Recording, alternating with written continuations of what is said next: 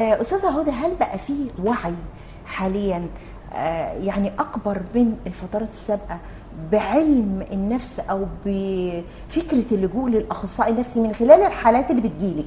يعني في الرؤية اختلفت؟ لا، اختلفت تماما صراحة. لا، اختلفت تماما. كل الناس دلوقتي محتاجة انها تقعد مع حد تفضفض له، والحد ده ما يكونش ليه علاقة، مش صاحبتي ولا جارتي ولا فكل مامتي. الناس حتى هقول لك، حتى انا ساعات بيجي عليا وقت اعمل تمارين التنفس، اجيب ورقه وقلم واكتب كل المشاعر السلبيه اللي بتضغطني خلال يومي. لازم كلنا نعمل كده، لازم كلنا نعمل كده. وضحها لهم، وضحيها للمشاهد بشكل اكبر.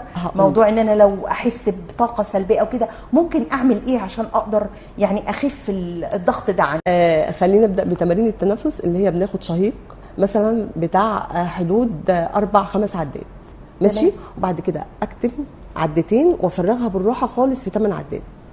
انا ممكن اعملها لك يا استاذه. اتفضلي.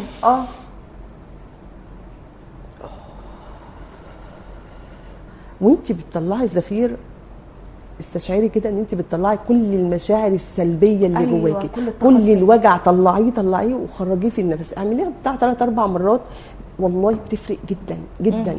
بس مع استشعارك ان انت بتطلعي كل المشاعر السلبيه اللي جواكي وبتطلعيها بره، بتخرجيها بره.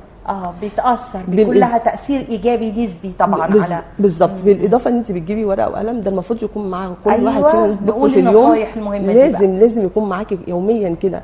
تعالي على اخر اليوم اكتبي كل المشاعر اللي حصلت لك السلبيه والايجابيه. مش كتابه بمعنى ان انت حد هيقرا وراكي، مش كتابه حرفيه يعني. مش بكتب قصه او روايه. ان شاء الله كده، بس انت بتتكلمي، بتطلعي وبتتكلمي برضو، دي هتفرق معاكي جدا جدا.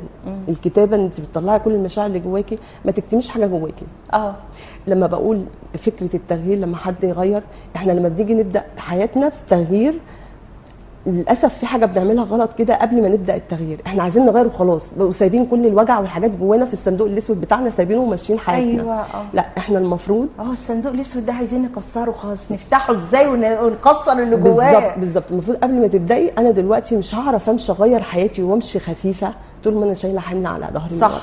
انا مش هعرف امشي. لازم تسامحي وتصالحي، ولازم في حاجات بتتعبني نفسيا مش قادره اسامحي.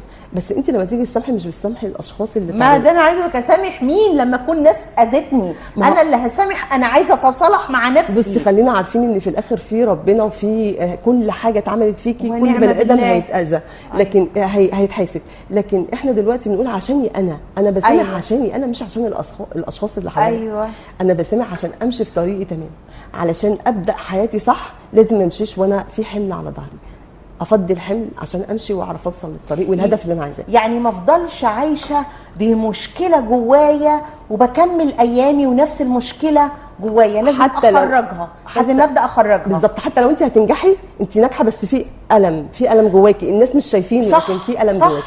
صح. علشان انا ممكن ابقى ناجحه وبدات انجح، بس في وجع جوايا من حاجه معينه، علشان انت ماشيه بيها، انت ماشيه عشان هي جوايا انا ما خرجتهاش. بالظبط كده.